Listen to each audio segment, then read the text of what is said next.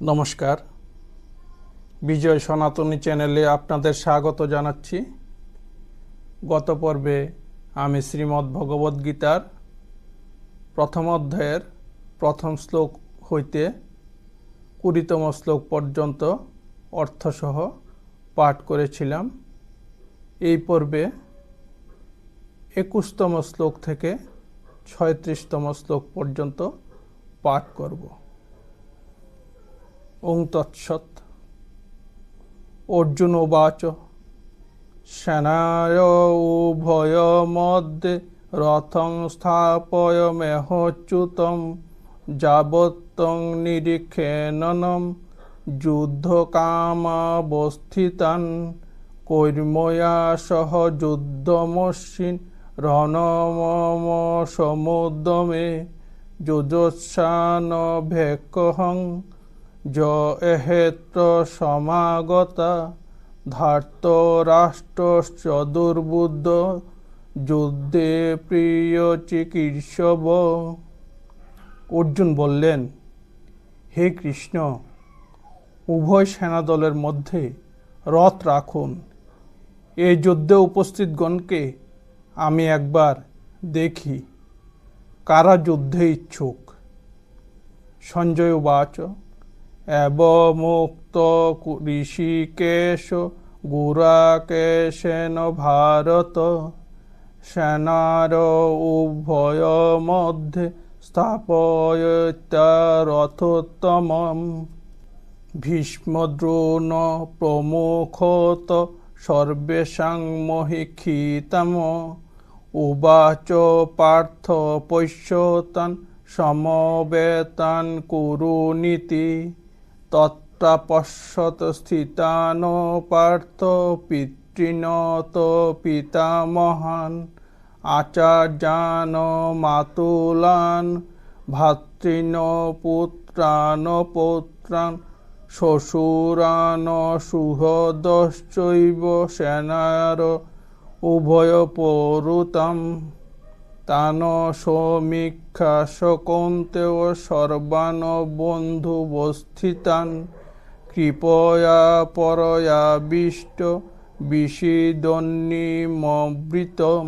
সঞ্জয় বললেন, হে ভারত, পার্থের কথা মতো শ্রীকৃষ্ণ উভয় সেনা মধ্যে রথ রেখে বললেন, হে পার্থ, এখানে ভীষ্ম, দ্রোণ, কর্ণাদি কুরু যোদ্ধারা যুদ্ধে উদ্যত।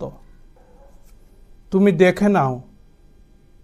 অর্জুন সমরাঙ্গনে সেনাদের মধ্যে পিতামহ, গুরু, তাত, পৌত্র, ভ্রাতা, শ্বশুর, মাতুল, বন্ধু সকলকে দেখে পার্থের মন করুণায় ভরে উঠল।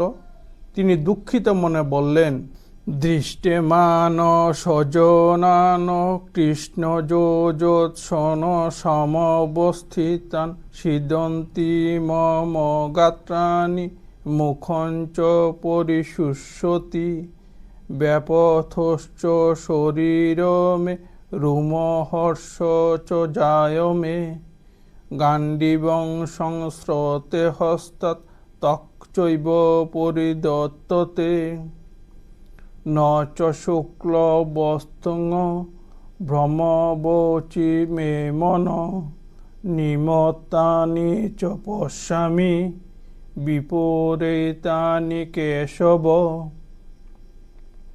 ন চ শ্রেয়োহনুপশ্যামি হতাশজন্মহব্যয় না কাঙ্ক্ষেয় বিজয়ং কৃষ্ণ ন চ রাজ্যং সুখানি চ। অর্জুন বললেন, হে কৃষ্ণ, এইসব যুদ্ধার্থী আত্মীয় স্বজনকে সামনে দেখে আমার দেহ অবসন্ন ও মুখ শুকনো হইতেছে, আমার দেহ কাঁপিতেছে, অঙ্গ রোমাঞ্চিত, গাণ্ডীব হস্তচ্যুত ও গাত্র দগ্ধ হইতেছে। আমি অস্থির হইতেছি, অনেক অশুভ লক্ষণ দেখছি। এই যুদ্ধে আত্মীয় স্বজনকে বধ করে কোনো শ্রেয় দেখি না। আমি রাজ্য জয় ও সুখ চাই না। শ্রীকৃষ্ণ যখন অর্জুনের কথা মতো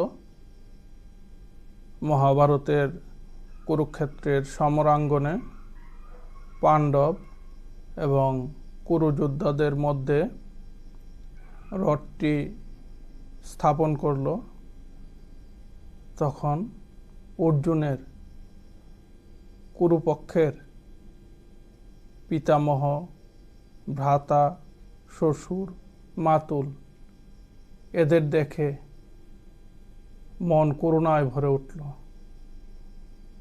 এটা বোঝাচ্ছে যে এই সংসারে আমরা সবাই এই মায়ায় আবদ্ধ। তাই আমরা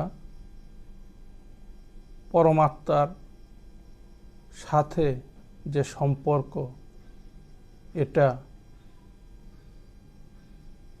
করার ক্ষেত্রে এই মায়া বাধারূপে সৃষ্ট হয়। কিং নো রাজ্যে নো গোবিন্দ কিং ভোগস্য জীবতেনা জ্যামার্ত কাঙ্ক্ষিত নো রাজ্যং ভোগা সুখা নিচ যেও তহেমবস্থিতানো যুদ্ধে প্রাণাসক্তা ধনানি চ আচার্যা পিতর পুত্রাস্ত চদহ পিতামহা মাতুলা শ্বশুরা পুত্রা শালা সম্বন্ধিত তিয়স্তথা এতানহস্তমিচ্ছামি ঘৃতোপি মধুসূদন অপি ত্রৈলোক্য রাজস্ব হেত কিন্নো মহীকৃতে নিহত ধাত্র রাষ্ট্রান ন কাপ্রীতি সার্জনানন্দ পাপমেবাশ্রয়ে দাস্য হতৈনাত তয়াইন তস্মানাং বয়ং হন্তুং ধাত্র রাষ্ট্রান সবান্ধবান স্বজনিং হি কথং হত্যা সুখীন শ্যাম মাধব। অর্জুন বললেন, হে গোবিন্দ, রাজ্য, প্রাণ ও ধনে আমাদের কি দরকার? যাদের জন্য রাজ্য ভোগ সুখ ইচ্ছা করি সেই পিতামহ গুরুদেব, পিতৃব্য, মাতুলাদি ধন প্রাণের আশা ছেড়ে আজ যুদ্ধে উদ্যত।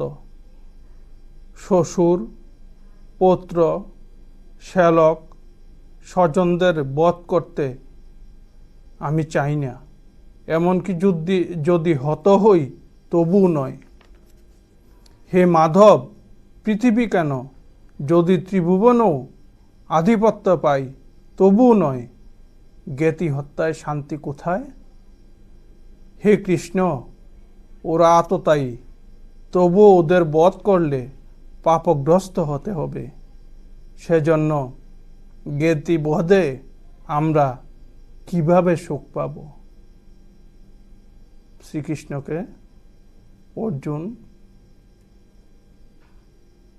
ওনার আত্মীয় স্বজনদের দেখে অর্জুন তার মনে যে করুণা এবং এই যুদ্ধে আত্মীয় স্বজনকে যুদ্ধে বাণ মারতে হবে তা দেখে অত্যন্ত বিষাদগ্রস্ত হয়ে পড়লেন